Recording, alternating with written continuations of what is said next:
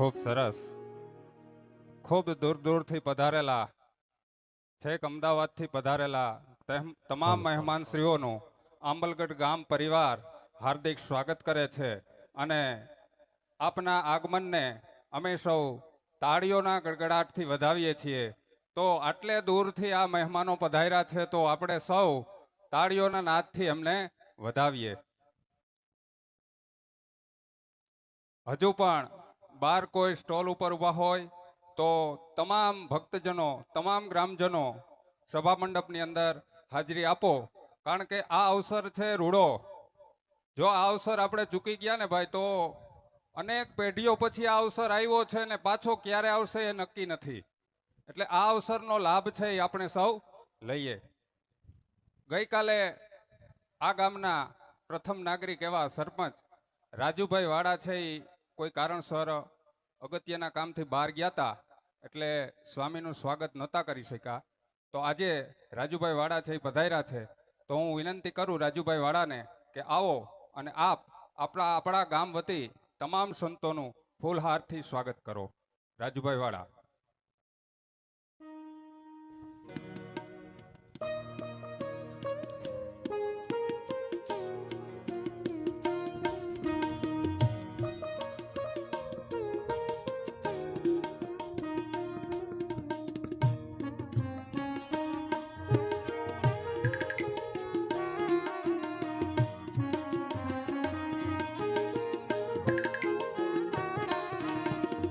શાસ્ત્રી શ્રી પ્રેમ પ્રકાશ સ્વામી પધારેલા છે, એમનું સ્વાગત કરે છે અને આપણે સૌ આ સ્વાગતને તાળીઓથી વધાવીએ.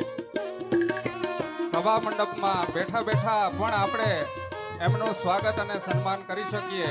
તાળીઓના નાદથી આ સ્વાગત સન્માનને આપણે વધાવીએ.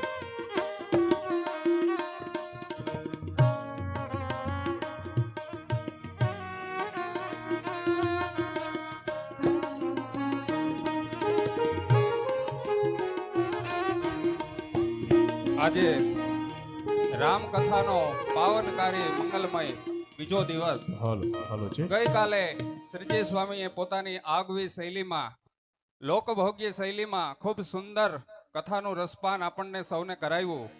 ગઈકાલે આપણને સંત સમાગમથી શું શું લાભ થાય, આપણામાં કેવા પરિવર્તનો આવે, ગામની અંદર મંદિર બંધાય તો કેવા પરિવર્તનો ગામની અંદર આવે છે, કેવી સમૃદ્ધિ આવે છે, એની વાત કરી.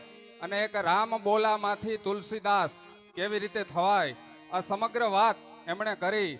જો જીવનમાં એકાદી ચિનગારી થઈ જાય તો જીવન છે એ બદલી જાય. વાલિયામાંથી વાલ્મીકી થઈ જવાય અને જેસલ જાડેજામાંથી જેસલ સંત થઈ જવાય.